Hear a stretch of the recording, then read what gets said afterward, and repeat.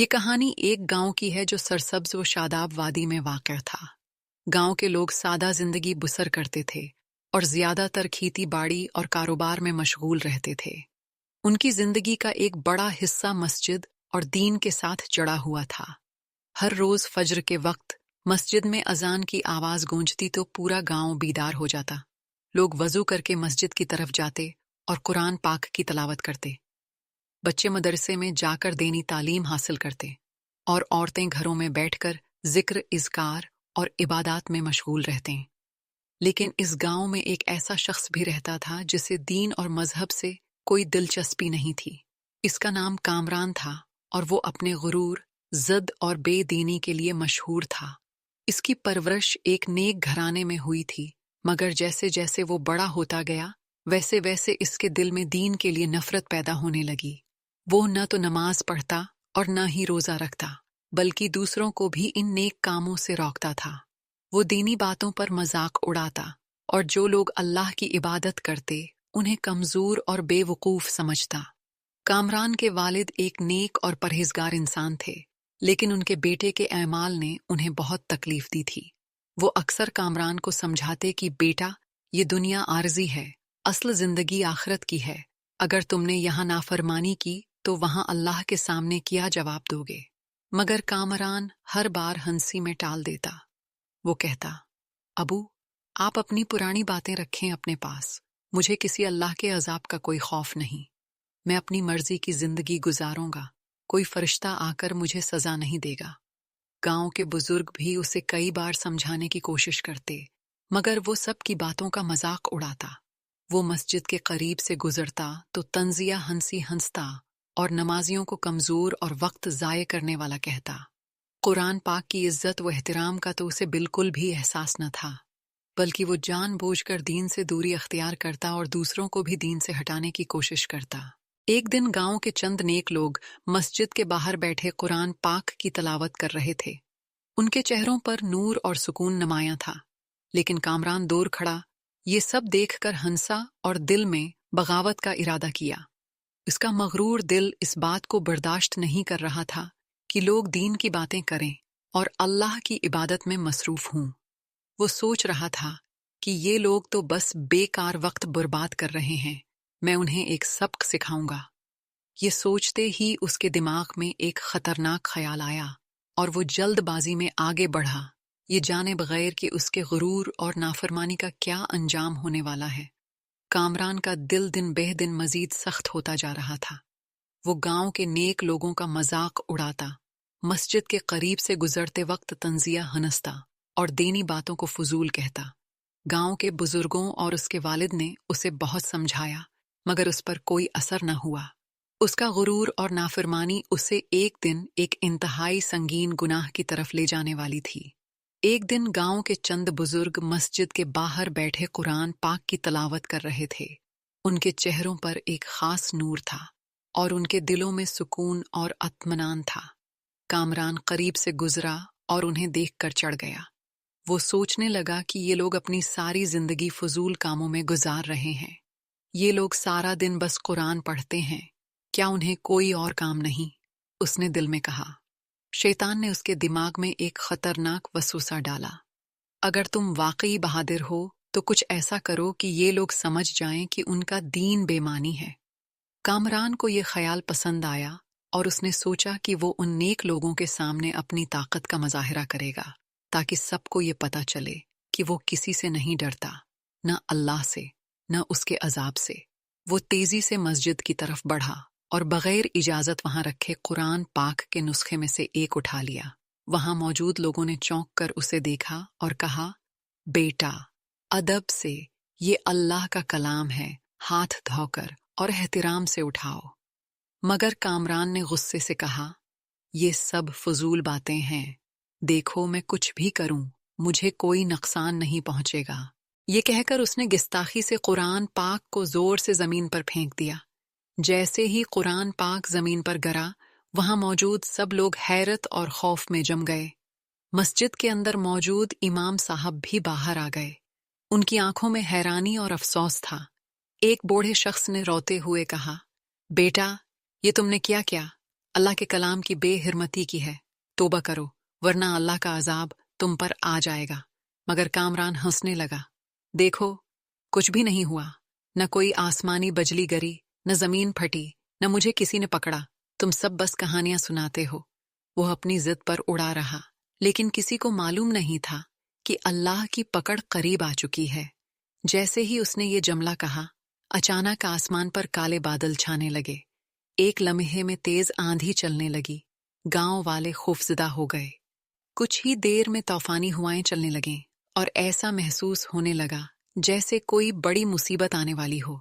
मस्जिद के बुजुर्गों ने दुआ के लिए हाथ उठा दिए और कहा, या अल्लाह, हम बेबस हैं, तेरे अजाब से हमें बचा ले। लेकिन कामरान अब भी हंसी मजाक में लगा हुआ था। वो बादलों की गर्ज सुनकर कहने लगा, बस इत्तेफाक है, कुछ नहीं होने वाला। मगर अचानक ही एक जोरदार बिजली कड़की और मस्जिद के करीब एक दरख्त पर आकर गिरी। दरख्त आग की लपेट में आ गया और गांव के लोग खौफजदा होकर अल्लाह से मुआफी मांगने लगे। ये सब देखकर कामरान के चेहरे पर पसीना आ गया, लेकिन वो अब भी अपनी गलती मानने के लिए तैयार न था।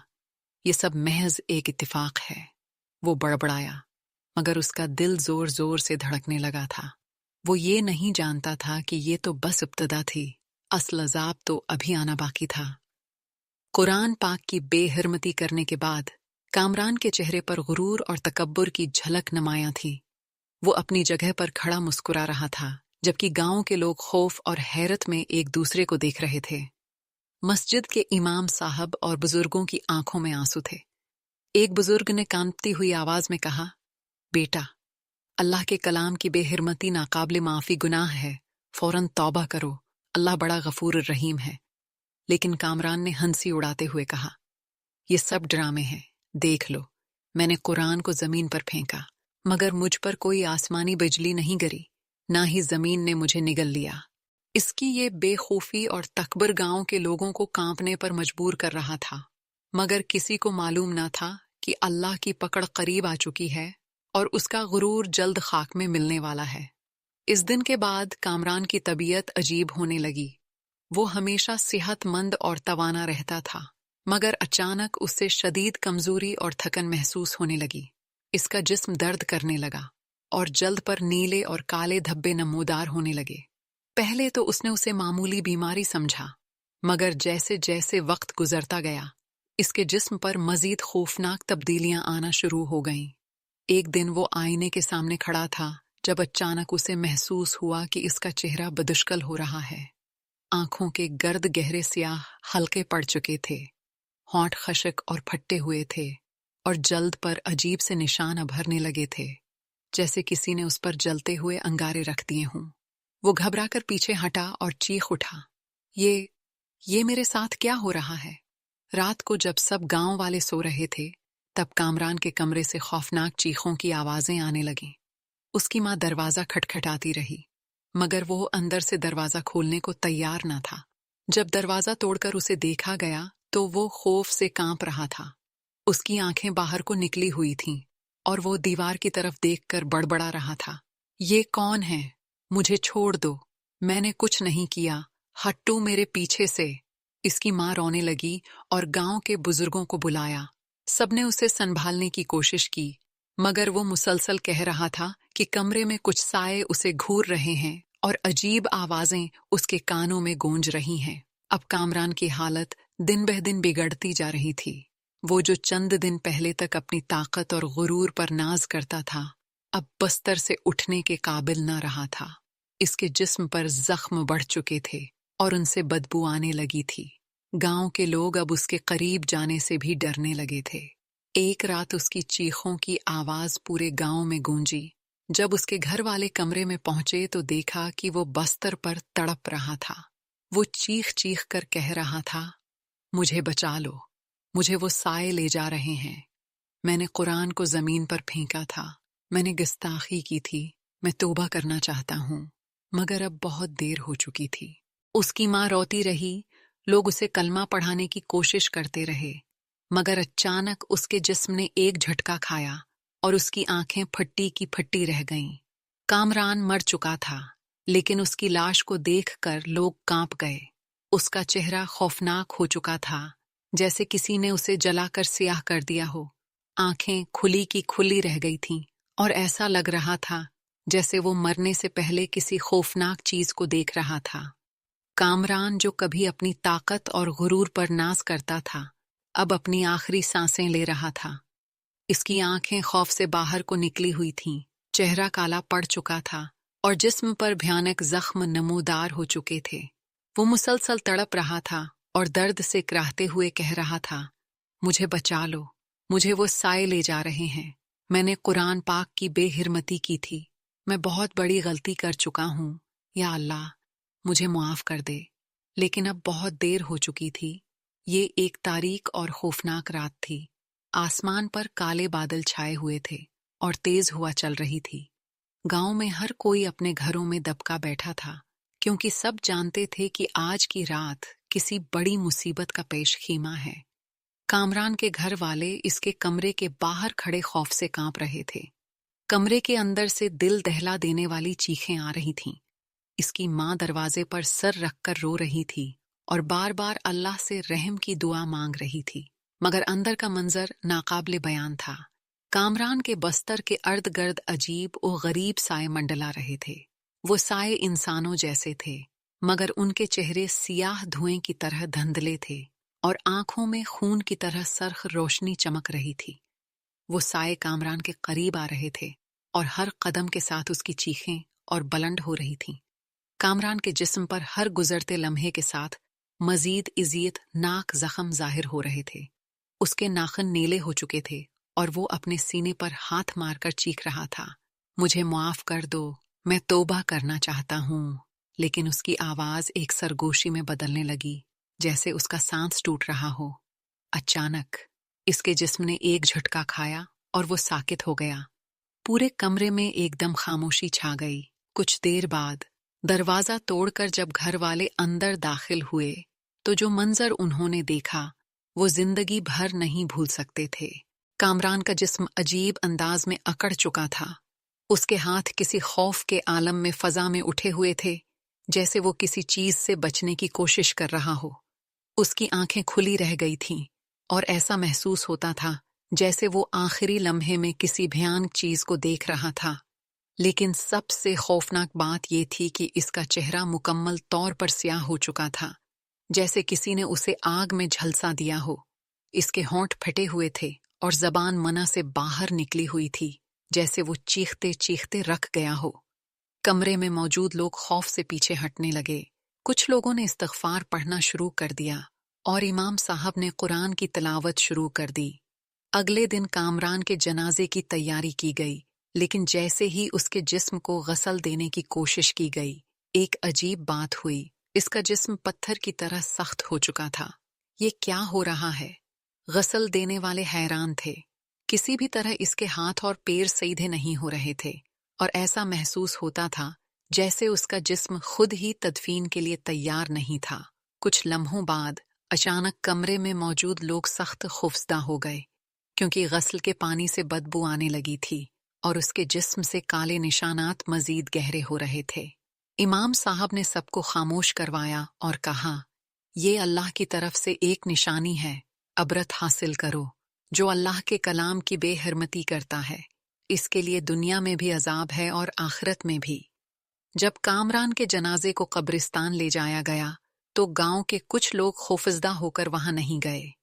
उन्होंने कहा कि वो इस शख्स के साथ नहीं जाना चाहते, क्योंकि उन्होंने खुद सुना था कि मरने से पहले वो कह रहा था कि कोई खौफनाक साए उसे लेने आ रहे हैं।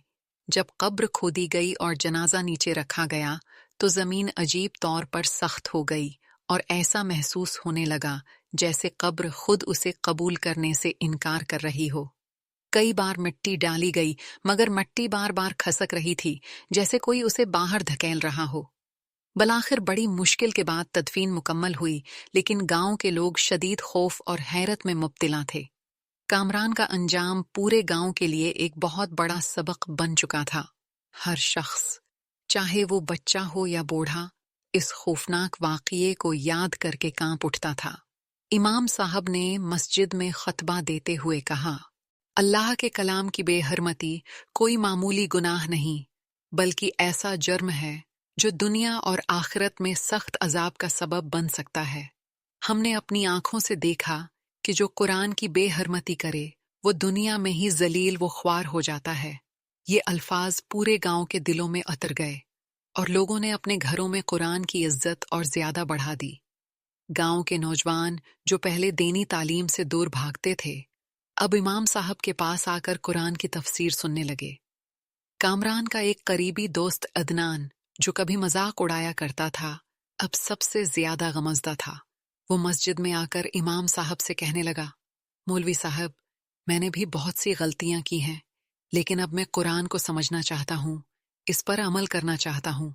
मुझे सिखाएं कि मैं अपनी जिंदगी कैसे बदल सकता हूँ। ये सुनकर इमाम साहब मुस्कुराए और कहा, बेटा, अल्लाह बहुत रहम करने वाला है। वो हर उस बंदे की तौबा कबूल करता है जो सच्चे दिल से मुआफी मांगे और नेकी के रास्ते पर चलने की कोशिश करे। कुरान सिर्फ पढ़ने के लिए नहीं, बल्कि इस पर अमल करने के लिए भी है। कामरान के वाकये के बाद लोग कुरान की हिफाजत के बारे में मजीद हसास हो गए। पहले कुछ घरों में कुरान को पुरानी अलमारियों में रख दिया जाता था, लेकिन अब हर घर में कुरान को साफ सुथरी जगह एहतिराम के साथ रखने का रुझान बढ़ गया। मस्जिद में एक पुरानी अलमारी में रखे कुछ कुरान मजीद गर्द से भरे हुए थे। जब इमाम साहब ने उसकी तरफ तौजा दिलाई तो गांव के लोग इकट्ठे हो गए और सफाई का एहतिमाम किया। इस दिन के बाद किसी ने भी कुरान को लापरवाही से नहीं रखा।